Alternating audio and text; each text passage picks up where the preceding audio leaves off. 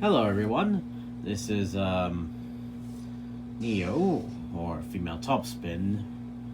I'm not actually female, so here's going to be my first review of a third-party product.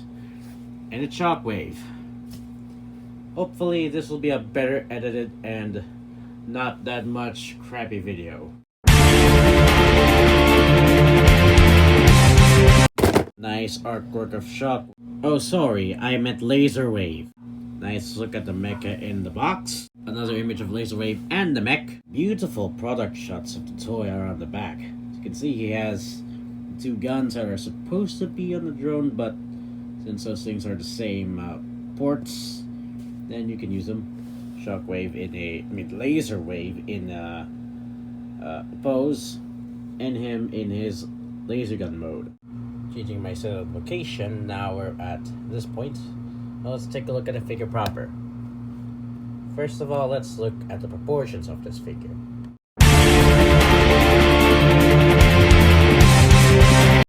I suppose that it is accurate enough to you on Shockwave, other than the fact that the hands are transparent and his optic is purple. You can just nearly almost see the eye there. And it's a pretty nice slightly stylized take on G1 Shockwave. He has a much longer shoulders and a smaller chest. And also less detail on the body due to transformation purposes. And the legs are not looking too bad either. And his backpack is actually much more small than the masterpiece, which is pretty good. So let's get to the first thing that I'm gonna talk about, and those are the issues.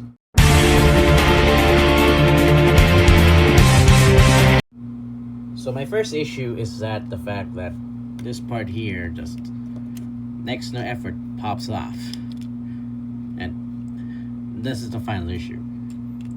Final main issues that I have.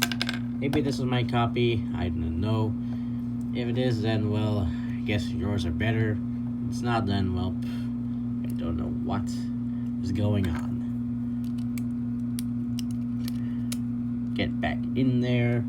So those are most of the issues that I have with this figure. There are some other ones, but they're not really, they don't mind me. So let's get to my favorite part of this figure, the articulation.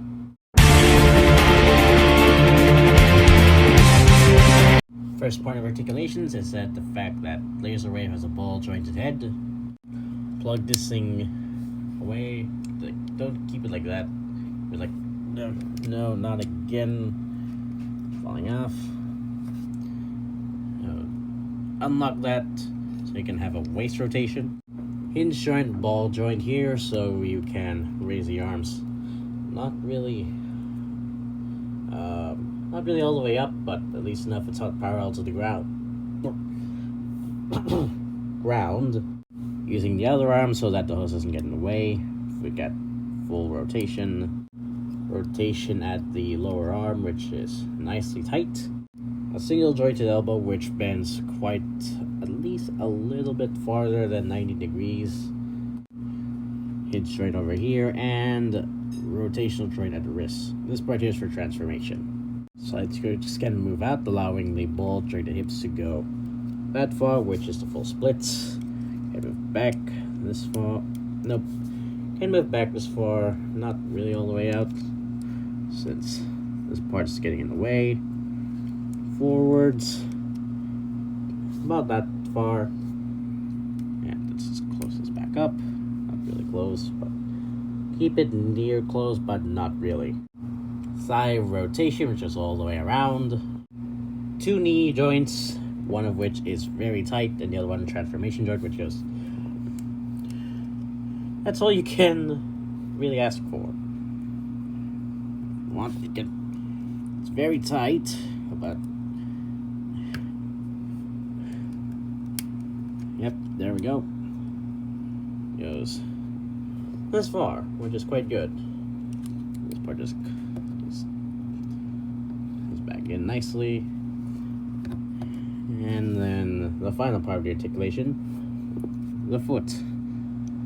A hinge joint here for transformation purposes, and the ball joint here, and the hinge joint here.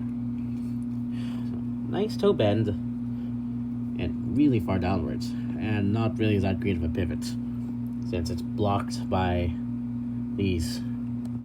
Apparently, no, he has another joint over here, which allows another knee bend. You don't really need this knee since it's super tight, but let's see how the other side goes. Get the foot. There we go. Yeah, you don't really need this. Don't really need this. You can get the full range of motion here. So yeah, you can do that. Overall, the articulations is pretty good. They could have asked more in the ankles, but for design purposes, it doesn't really do much. Now you could ask for a ball jointed here, ball joint here, and here. But overall, it's pretty good. Now let's get to the accessories part. See, he has a lot. Let's get these here. Overall, the articulation is pretty good. Could have asked for more, like here, here, and here. This could have been a ball joint. This could have been way, slightly looser, not too loose to the point where it's floppy, but loose to the point where you can do a double jointed knee bend or a triple jointed knee bend, I think. And more range here, but due to design purposes, it doesn't have that. But overall, it's still a really good posing figure. Now let's get to the accessories. So this first part will be dedicated to the hands, this whole cut. So let's take off this piece, which is gonna be, I don't know. No, here we have armless shockwave. Let's take a look at the rest of the hands. So this hand is the default hand which goes in, but there's also a duplicate, which is this side. Let's get these things plugged in. Here we go. And here is shockwave with shockwave with two fists, which is kind of cursed. So let's get the fist out of the hand. And next we have here. And we have this piece, which is open hands, reach. And the final, there's only one, there's still the fist. Let's get these open hands out of pegs, holes, and attach these fists. Here he is with the fist, and there's only one hand. There's no pair. So let's get the cannon arm back, and it is this, the saluting hand, where he saluted Megatron. So you can do the scene where he first appeared in, which is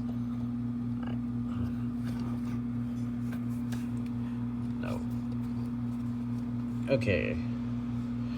Fear not, Lord Megatron. Cybertron shall remain as you leave it. So yeah, there's that. And then let's just stick with his hand.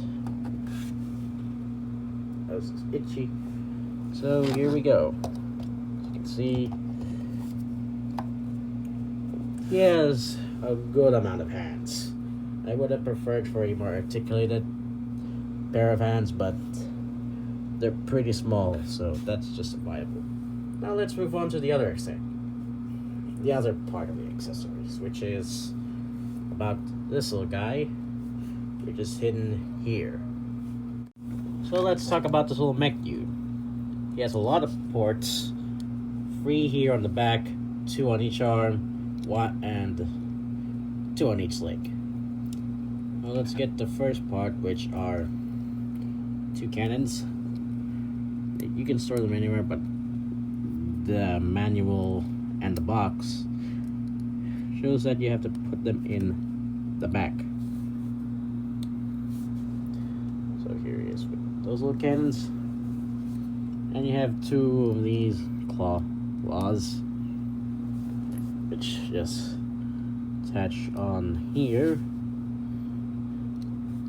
Or what I prefer to do is to attach them over here on the legs.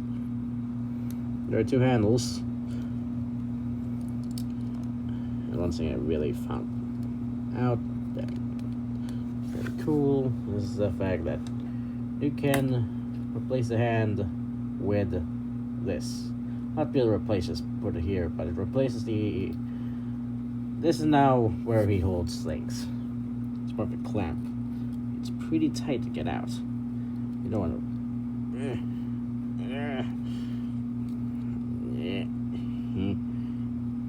I'll just get it off camera. So I had to do something since my camera just got knocked off the stand. So here's his final accessory. It's a gun. It's a very nicely sculpted looking gun, but it's just something. And this box right here is where you can store it. I'll just get the weapons off this thing, which is attached for 2 very simple ports. And here. So to get this guy turned into a little side there, legs this, and put the arms like this. This can fit, and there's a port right here, and this interacts with the hole right here. There we go. Then you can put cans up here, which is, there we go, and right here, and put the gun over here, the handheld gun, and put the claws in those gaps. Close them up, and boom, storage. There's also this part which I don't know why it's here. What's this supposed to be? It's attached to the back. I don't know why, but there we go. Now let's get to transformation. So let's transform this. First thing is, this part's tighter since there's a pay right here. Push down, head in, back in. This, do this, turn this around, flip, put this in. Oh, stop. Then do the same thing on the other side. Rotate this around and flip this in. Rotate the waist around, flip the scope up. Parts out. Hold these legs. Yeah. You know what to do. Hold this in. This part in. Can't really do it. This side. It's all in there. Same thing on the other side.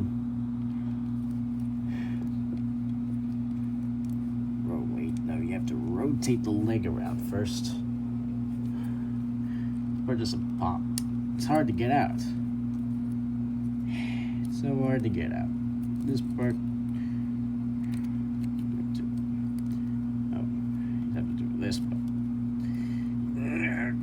No. Take this around. And then. Oh,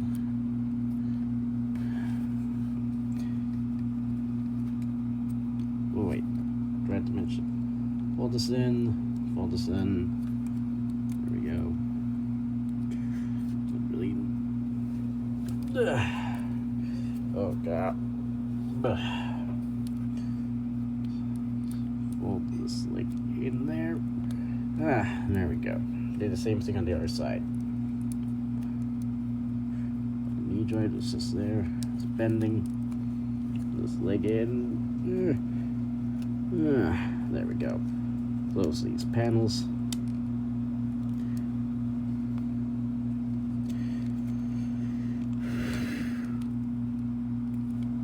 God, this is. Let's go. I don't know. Nah. I'll just.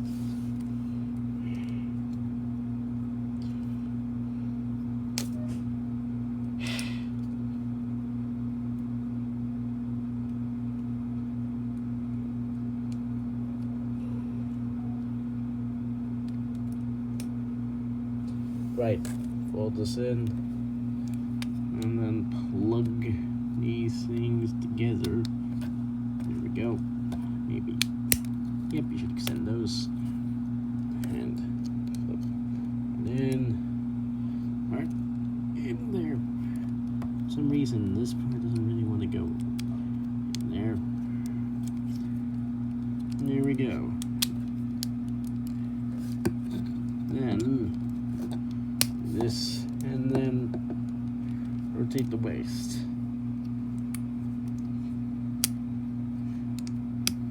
Again, this doesn't really fold up. And here he is in gun mode. Oh, never mind. Here he is in gun mode, as you can see, the standard space gun. Mind you, don't really have to fold this in. This is standard space gun. Shockwave in the funny pose. Yeah, that's all I can say. Rotor's right here, and this can't spin around. But, well, it's a decent play gun, I suppose. Okay, that's how I'm wrong. But, let's say again. This gun's like nice, nearly nice to play around with. Pew pew. It works. Now let's get to size comparison. Deluxe Class Wheeljack, Deluxe Class Getaway, Deluxe Class Gigawatt, Voyager Class Megatron, Voyager Class Dark of the Moon Shockwave, Leader Classic Double Dealer. So my opinion on this figure is that, well, the only complaint I have is the back parts and the fact that he's pretty small. Maybe he's supposed to fit in with a specifically scaled figures, which I know he does. But other than that, he's a pretty nicely done Shockwave. But if you have the current Seed Shockwave, which is impossible to get, then you may not pick this guy up, except if you really wanted this figure. So that's all for today. Thanks for watching, and goodbye.